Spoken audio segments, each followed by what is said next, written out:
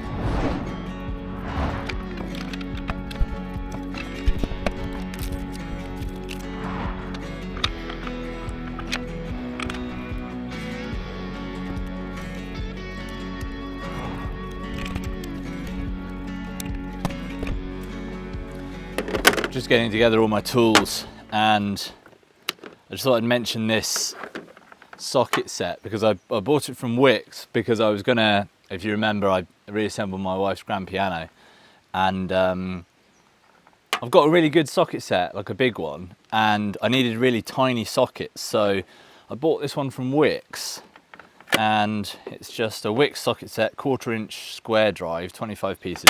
I think it was fairly cheap because I just needed it for like a mini one of these, and it was a tiny little wrench, and it's amazing. I've just been swapping the turbo on the Defender, and you know when you're trying to get underneath the manifold and there's a bolt that's, you just can't get a spanner in it, or you can get the spanner in but you can't pull it because you haven't got enough of an angle to get enough of a pull on it. And this has been amazing. So I'd recommend, you probably don't need it right now, but when you do need it, you're going to be so pleased that you've got it. Like me, I was like, oh, how am I going to get that off? And then I was like, oh wait, I've got this in the tool bag. So Wix 1/4 inch square drive 25 piece set has saved me quite a few times, and I'm also going to take that up there to tighten some of the nuts that are on the back of the antennas and things. So yeah, I thought I'd just mention it because it's definitely worth a buy.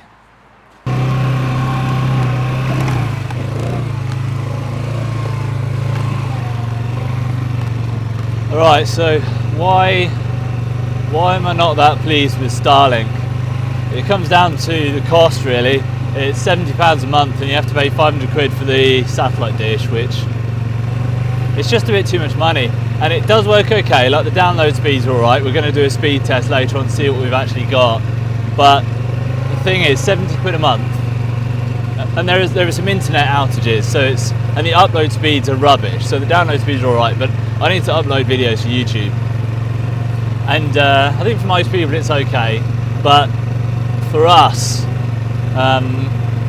if I'm paying 70 quid a month, okay, let's say this. So I'll go over why our use case here is really good. Like, you know, we've got a really good chance of getting good speeds on the 4G, and Starlink, we're in a glen, okay, so we've got limited sky coverage, there's lots of trees around, so we're not in the best position for Starlink. However, download speeds are good, but upload speeds are not very good at all, and that seems to be the case whether we've got good signal or not. So I'm not sure whether the glen actually makes much of a difference for that. So if you need upload speeds, I'm not sure Starlink is the good thing for you. But secondly, I could spend, because I'm going to go and build a mast, I've spent 500 quid on antennas and bits and bobs to try and make this work. It's going to be far more complicated, but it's going to be £10. And the thing with Starlink, yes, I could go to the same effort. I could build a mast, I could put the satellite dish on top of the mast. But if it's 70 quid, I want it to work. I want to put it down and I want it to just work perfectly, no effort. As soon as I start having to put effort in, I want it to be cheap. Okay, that's my justification for this. Some people will have excellent results with Starlink, and I'm sure I could push it to get more. But if I'm paying 70 quid a month, I just want it to work. I just want it to work out the box, no fuss. As soon as I'm fussing, I'm like, right, I'll do it myself, I'll do it cheaper. So that's why we're making the change, as well as we're really well suited for a 4G location. So it's not necessarily Starlink to blame, although the upload speeds do suck. I think that is Starlink to blame. It's more that if I'm paying the money, I just want it to work, and it doesn't. So that's why we're going to try and beat it.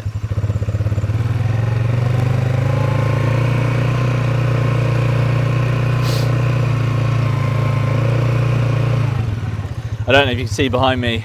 Maybe you can. We've purchased some frost-resistant apple trees and frost-resistant pear trees, and we're planning on this section here because it's it gets a lot of sun when the sun's out, and it's nice and open, and it's not too far from where we're going to build the house. We're planning an orchard, so I've planted 3 apple trees. One of them is a cider species, and I think 2 are eating apples. But they're all safe for Scotland. So they're apparently, when the frosts come, it's not the frost itself that I thought it kind of damaged the trees, but it's the quick defrosting. So when the flowers freeze, that's okay. It's the rapid defrosting when the sun comes out that damages them, apparently. So you need ones that blossom later or are frost resistant. So we've got those varieties. We've only got 6 for now because they're quite expensive, but it's going to be really exciting when we can get ourselves some cider. Now I've only got the quad bike across here once, and it's a bit of a difficult route, so hopefully we don't tip all our stuff off the front or the back. Bear with me.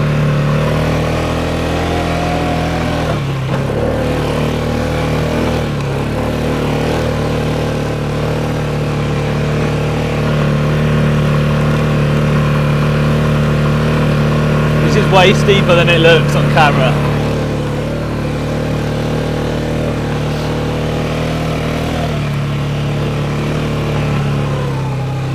Right, that's the climb.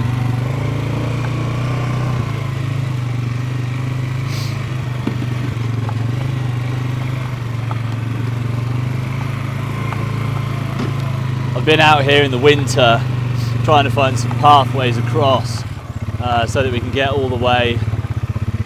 Let me just get across this stream without breaking this tree.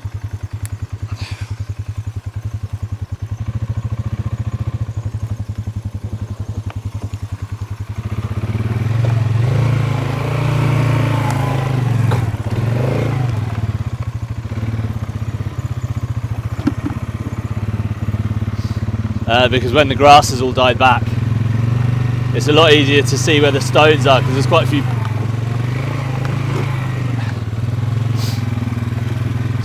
a few buried boulders which you can't really see in the summer when the grass is all tall. So let's park up over here. Yeah, so I've managed to find a pathway to most of the plot. I've got it all the way to the top. I've got it all the way that way. I've got it halfway that way. I just haven't got it through the gate yet to go and see the other half of the plot, because there's a bit of a blockage there. So this is where we are. Okay, let's go over why we've got a good spot for 4G. Right, so trying to find a spot here that's suitable for our mast, and the whole section, like I think I've said it in the previous video, or maybe the next video, who knows. This is a large bit of just grass. There's not very many trees here, and I need something that's clear. So the reason that we've got a really good chance of doing some good speeds with 4G is because we've got a massive mast. Not quite in our neighbour's, well, it is in our neighbour's land, but he owns 900 acres, so it's quite a long way that way. But I can see it, it's direct line of sight, and I've been on this website, I'll put it on the screen, and you can kind of check what masts provide, and I've checked that one, and it's got LTE and 4 or 5 other bandwidths, so it's got the ones that we need. There's no 5G up here, we don't have 5G, we're lucky that we've got that actually. So I've brought, let me see if I can show you. It's over, binoculars. It's just, let me see if I can see it. There, can you see it? It's just above that kind of brown bush over there. And the house is down, well, that's where the caravan is, the actual house is going to go there. So if you see, there's a mast over there, that's where the house is going to go. So I'm hoping, what I've actually done is, the reason I sort of tested this as viable, because I've just bought 500 quid's worth of satellite stuff, and I thought, well, I better just check this is going to work. And what I did is brought my wife's phone up here and just did a quick internet speed test on her phone, and it's, I think it was like 5 to 10 times faster on her phone here than Starlink was down there. And I'm not like over-egging that. I couldn't believe it. So I thought, well, if a phone with no antennas or anything is that fast, how fast can it be if I do a proper mast? So, well, but mini mast, you'll see it when we make it. But yeah, so we've got the mast. Mast is just there. The trees aren't likely to grow high enough for me to have a problem. I don't need a very tall mast. We've got clear grass here, and then the tree line down there is low enough that I think I'm going to be able to shoot the mast above any trees or any growth in the future, and I can just add some more poles if I need to make it a bit higher. So we're going to site it just here. I'm going to get everything put together, I think, hammer it into the ground, and then get some speed tests, I think, and see how we do. This video is going to be in 2 parts, by the way. I'm going to need your help towards the end for any suggestions for the next part. So this one's going to be assembly and internet speed, but we've got the problem of powering it, so we'll go over that at the end. So yeah, I'll get all the bits together and see if we can't get this mast erected. I've got to make it short because I don't have how am I going to get up the top to try and, you know, turn it around. A ladder's not really going to be great on the ground here. I suppose I could stand on the quad bike, couldn't I? But let's get it together.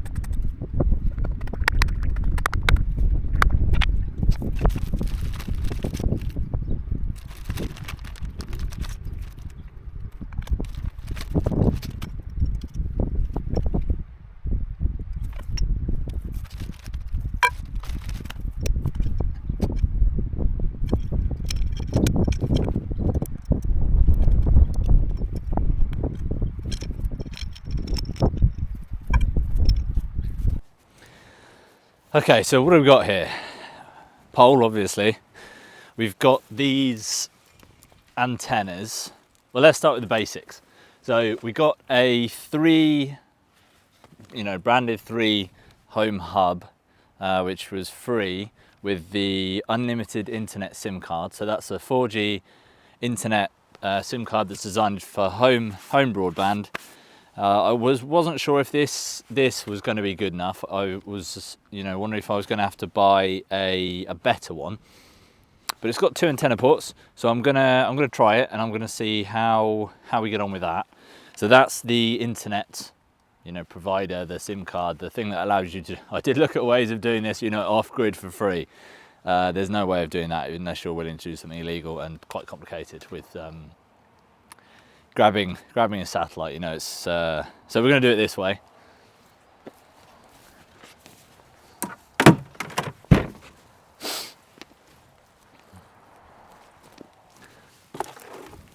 I've got two of these, which are big antennas, and I found quite a few on eBay and on Amazon and all sorts.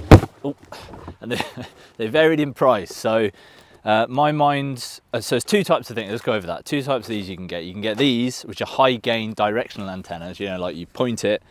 I wonder if I'm going to be able to align that. And they're for high power, I suppose, but you've got to point it in the right direction.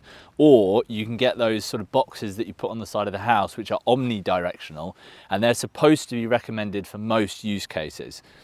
It's very rare, I think, that you've got a direct line of sight, unobstructed, straight to the antenna. So we've got 2 of these, and I went with the expensive ones. I think they were like £260, £280 for these 2, because in my mind the most, I may be wrong with this, but most of the internet is going to come from these. So I need to get as much internet from over there as I possibly can.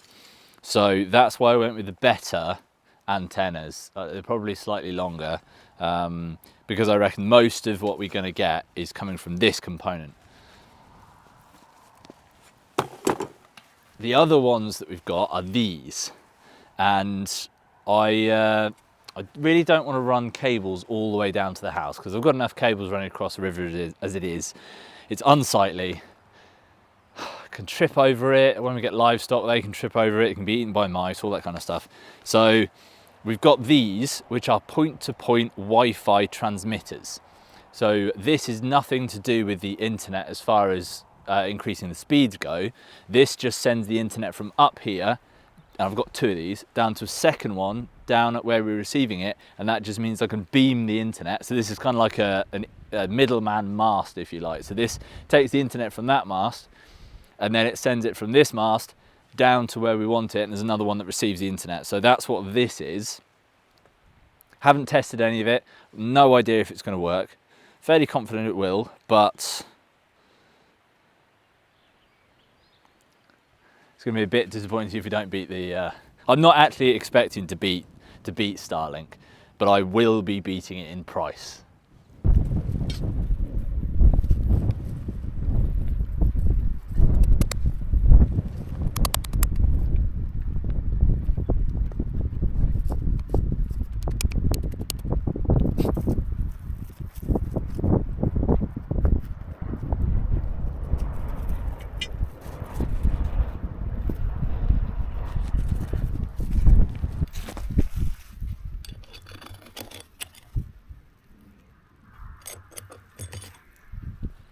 I gave up yesterday because I got fed up with the weather, and I'm glad I did, because today's a much nicer day.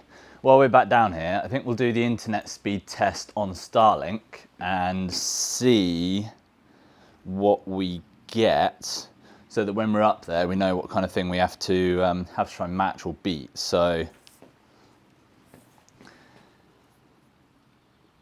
got here, I'm just using the Google speed test. The uploads have always been pretty good. I have seen them up to 200, but 80, and our uploads are 9 point something. So today's not too bad, but as you've seen, so we've got 83 and 8.7, so let's say or 85 and 9. But we've got nice sunny weather, so it's the best possible conditions for Starlink. I have noticed with the cloud cover, if you've got any cloud, it degrades quite quickly. But the upload speeds I've seen as low as 2, or 1.5 actually. Like, it goes basically down to nothing. Sometimes it kind of locks out. But 4 to 2 is a kind of regular. Today it's quite good. So our numbers are about 85 and 9. We're going to go up and finish off the small mast and enjoy some of the weather today, I think.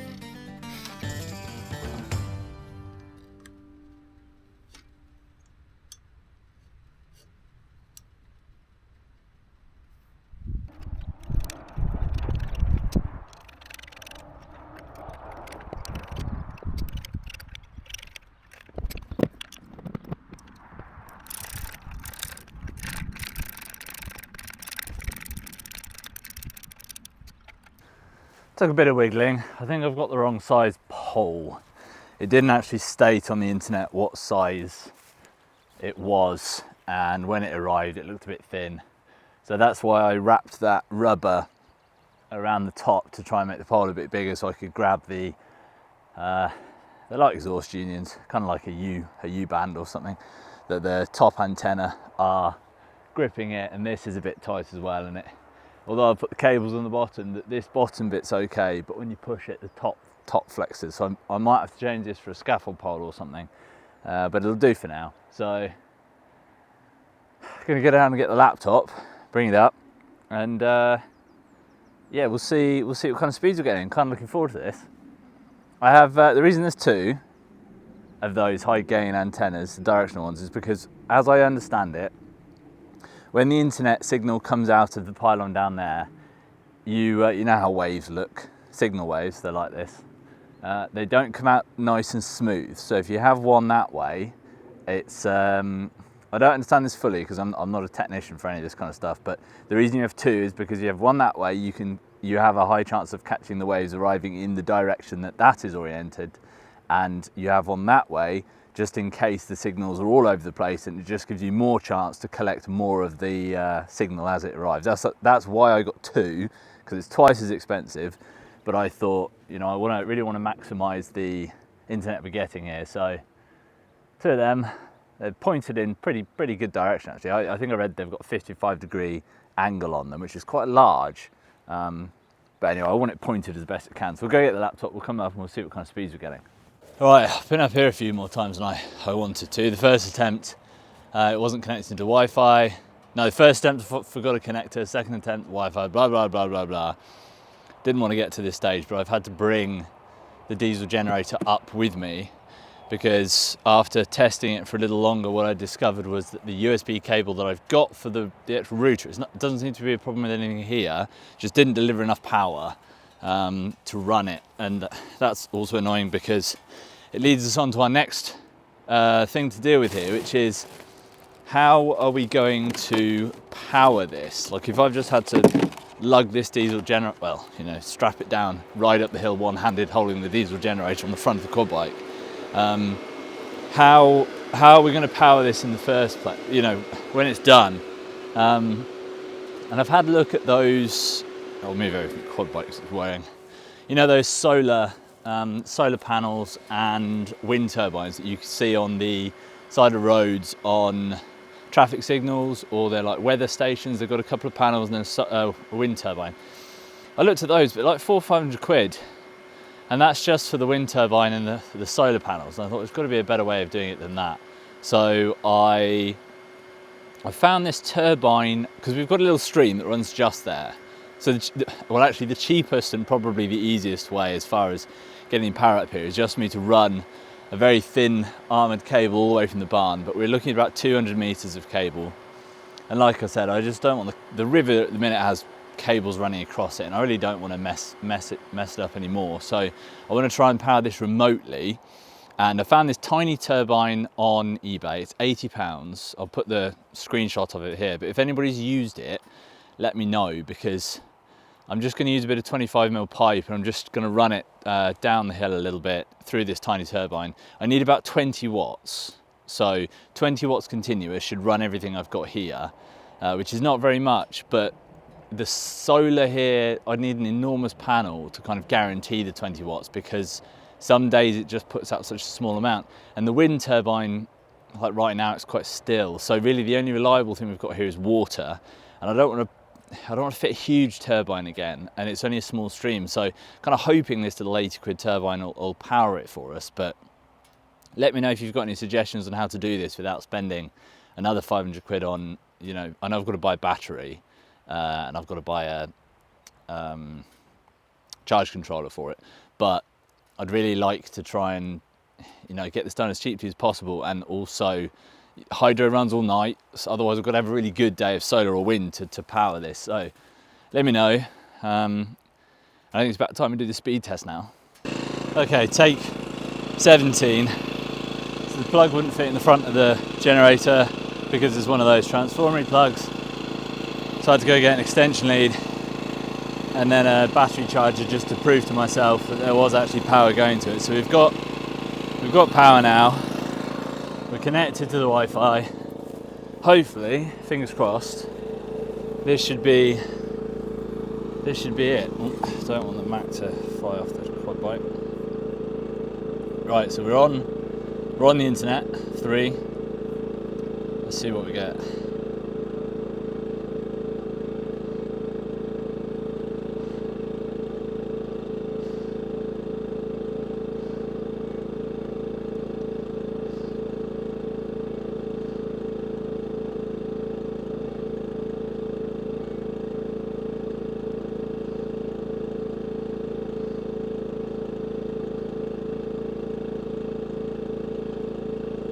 Okay.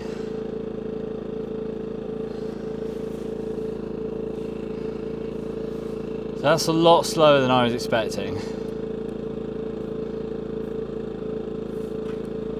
Oh, here we go.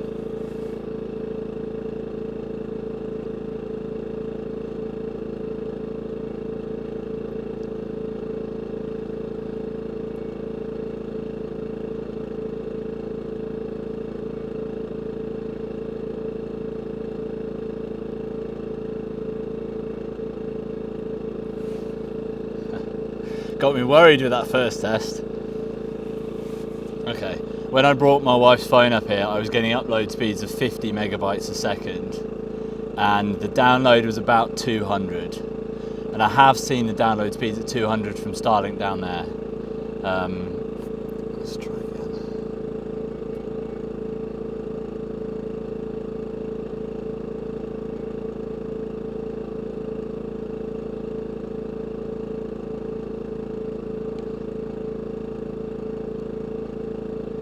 40.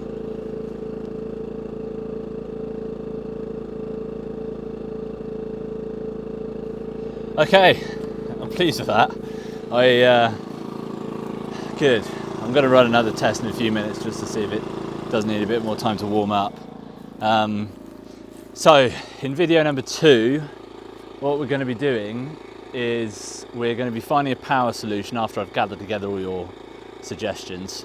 I'm considering taking a second line up because I've got a hydro generator down there and it's not that far down there to run the cable to. I'm just not sure if you can split the power. I don't know if you can send it to one inverter and then send another one to another inverter separately. I'm not sure that's possible. I don't want to go messing about too much with that, so if that's an easy fix, maybe I'll look at it, but I suspect it's probably not. The smaller satellite that we've got down there that's going to beam the internet down to our home, that's a different thing. So that's not necessarily the internet speed, although I think there will be a slight reduction because you're sending it again. So I'm going to set that up down in the caravan next time. We're going to see what kind of losses we get from the transmission across these Wi-Fi receivers. So next one, going to power this, find a way of powering it remotely, and we're going to get the proper setup where we're actually going to be using it. But I have to say, today feels like a success. We beat it, but I've been running up this hill so many times. I have to say, I feel a bit tired and a bit annoyed about having to keep forgetting things, but yeah, I think we're good with that. So if you'd like to come and see number 2, version 2, come join us. It'd be nice to have you here. We'll see you then.